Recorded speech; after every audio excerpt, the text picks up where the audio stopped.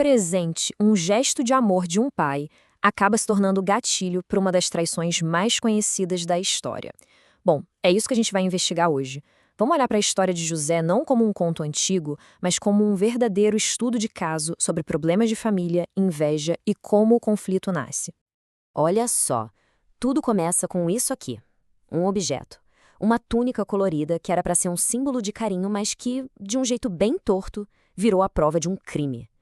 Para entender como uma coisa leva a outra, a gente precisa olhar não para o presente em si, mas para a família por trás dele.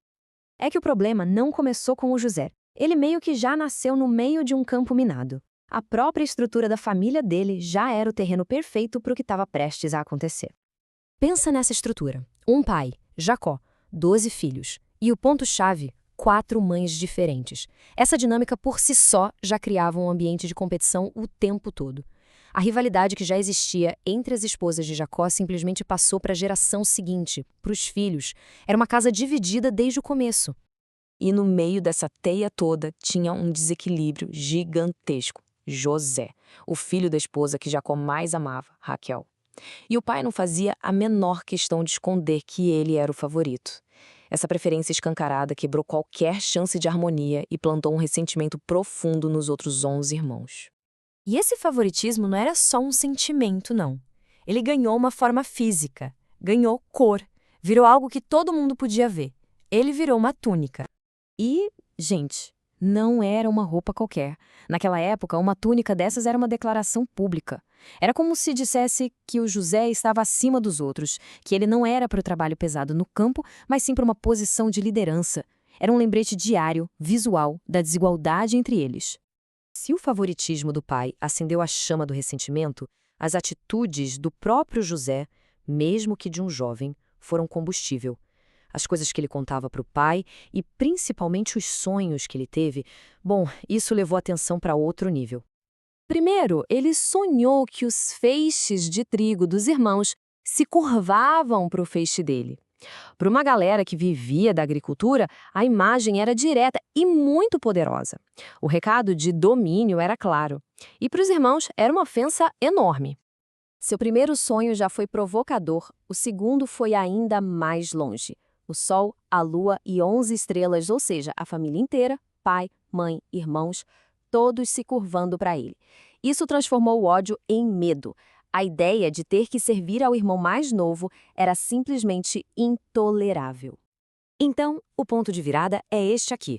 Os sonhos transformaram um ciúme, um ressentimento, em uma hostilidade declarada. A ameaça não era mais sobre quem o pai amava mais.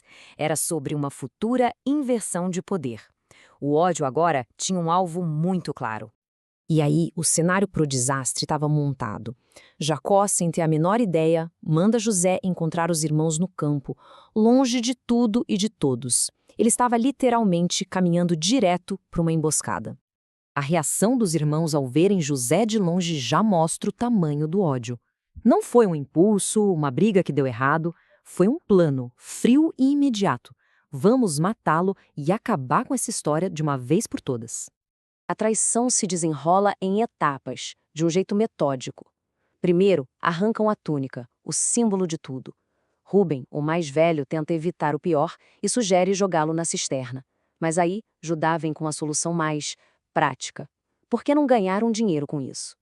E talvez o detalhe mais arrepiante da história toda seja este aqui.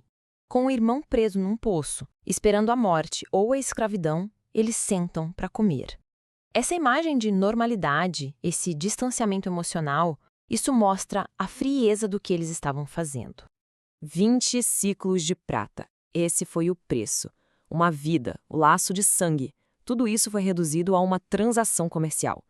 Naquele momento, com aquela venda, os laços de família foram cortados.